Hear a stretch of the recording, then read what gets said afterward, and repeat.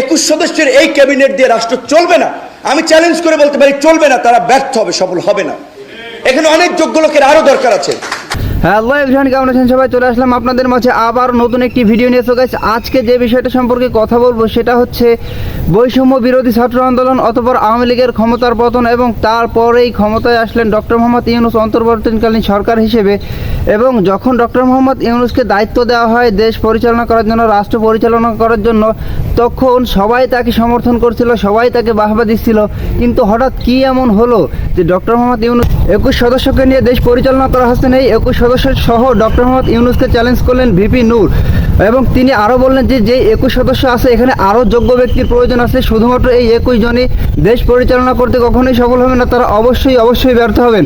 তো গাইস, কথা না বেড়ে চলে যাবো আমরা সরাসরি স্ক্রিনে এবং বিস্তারিত থাকছে সম্পূর্ণ ভিডিও জুড়ে।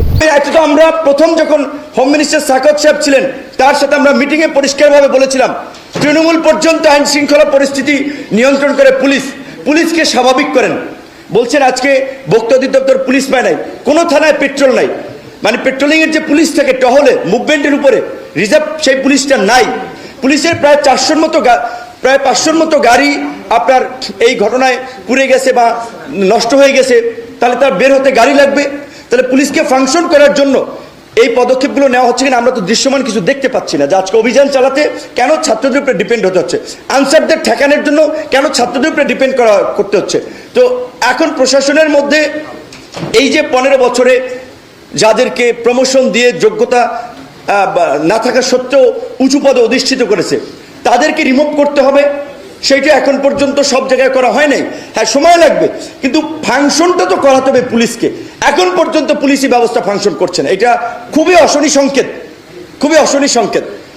আবার ধরেন আমাদের এই বিপ্লব, কেউ বলছেন বিপ্লব, কেউ বলছেন গণ অভ্যুত্থান, কেউ বলছেন ছাত্র জনতা নাগরিকদের অভ্যুত্থান। তো এখন সেটা নিয়ে এবার যারা একটু বুদ্ধিভিত্তিক লাইনে আছেন, নানান ধরনের ডিবেট আছে, বিতর্ক আছে। কেউ হচ্ছে সংবিধান ফেলে দাও, প্রেসিডেন্টকে সরিয়ে দাও, নানান ধরনের একটা কথাবার্তা বলছেন। রাষ্ট্র চালাতে হলে ধীর স্থির বুদ্ধিতে চলতে হবে। এখানে আবেগের জায়গা নেই, বাস্তবতার নিরিখে চিন্তা করতে হবে যে আপনার এই গভর্নমেন্টকে ইন্টারন্যাশনাল কমিউনিটি কিভাবে নিচ্ছে, দেশের আইন আদালত বা রীতিনীতির সাথে কতটুকু কিভাবে সাংঘর্ষিক হচ্ছে, অনেক কিছু মাথায় রেখে কিন্তু পলিসিগুলো নির্ধারণ করতে হবে। শুধুমাত্র আবেগ থেকে বললে হবে না। এখন কিন্তু রাজনৈতিক দলের সমর্থকরা, বাস্তবতা এই যে আমরা আলাপ আলোচনা করি, তো অনেকে কিন্তু এই চায় না যে ছাত্রদের প্ল্যাটফর্ম, যেহেতু তারা একটা রাজনৈতিক দলের ঘোষণা দিয়েছিল রাজনীতি করবে, সো তারা আবার রাজনীতিতে তারা মানে অনেকে ভাবছে 111-এর মতো এই ধরনের ইন্টারিম গভর্নমেন্ট থাকলে বিভিন্ন কিংস পার্টি তৈরি হয়। তো আবার একটা কিংস পার্টি তৈরি হচ্ছে কিনা এই আশঙ্কা থেকেও কিন্তু রাজনৈতিক দলের মধ্যে একটা বড় ধরনের শঙ্কা আছে, আলাপ আলোচনা চলছে।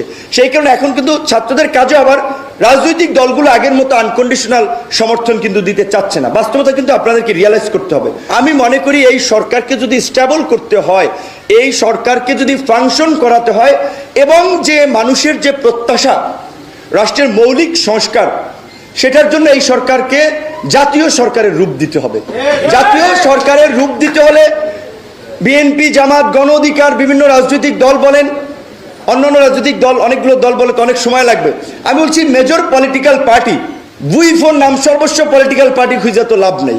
যেগুলোকে মেজর মনে করা হয়, যে যাদের অ্যাক্টিভিটিস আছে, যাদের ফাংশন আছে, যাদের গণতান্ত্রিক আন্দোলন সংগ্রামে ভূমিকা আছে, তাদের থেকে প্রতিনিধি নিয়ে, এটা 21 আছে, এটাকে 31 করা যেতে পারে আরো 10 জন নিয়ে, এটাকে জাতীয় সরকারের রূপ দিলে তাহলে যদি স্টেবল হয়। নাহলে এই যে রাজনৈতিক দলের সাথে এই যে প্রতিনিধিত্বশীল আপনার অংশের সাথে যে সরকারের একটা সংশয় তৈরি হচ্ছে, এটা কিন্তু সরকারের জন্য ভালো না। এবং এখানে আমাদের একটা শঙ্কা আছে, ইউনূস স্যারের মতো একজন ব্যক্তি, তার যে অবস্থান এবং মর্যাদা, তিনি তো কোনো বদনাম নিশ্চয়ই নিবেন না। তো যদি দেখে যে রাজনৈতিক প্রেশার তৈরি হচ্ছে ইলেকশনের জন্য, সংস্কার হোক বা না হোক, আমার ধারণা তিনি তার এই বদনাম নিবেন না, তিনি অতি দ্রুত সময়ের মধ্যে একটা ইলেকশন দিয়ে দিতে পারেন। আজকে এক ভাই বলেছেন ইসলামী আন্দোলনের যে 2বারের বেশি প্রধানমন্ত্রী থাকতে পারবে না, এটা কিন্তু আমরা ওই 31 দফায় আমরা দিয়েছি। এমনকি আমাদের দল ঘোষণা হয়েছে 21 সালে, আমাদের দলের গঠন এই ঘোষণাপত্রেও আমরা কর্মসূচিতে বলে দিয়েছি যে একই সাথে একই ব্যক্তি দলীয় প্রধান এবং সরকার প্রধান থাকবে না, একই ব্যক্তি 2বারের বেশি প্রধানমন্ত্রী থাকবে না। এরকম বেশ কিছু রিফর্ম আমরাও দিয়েছি।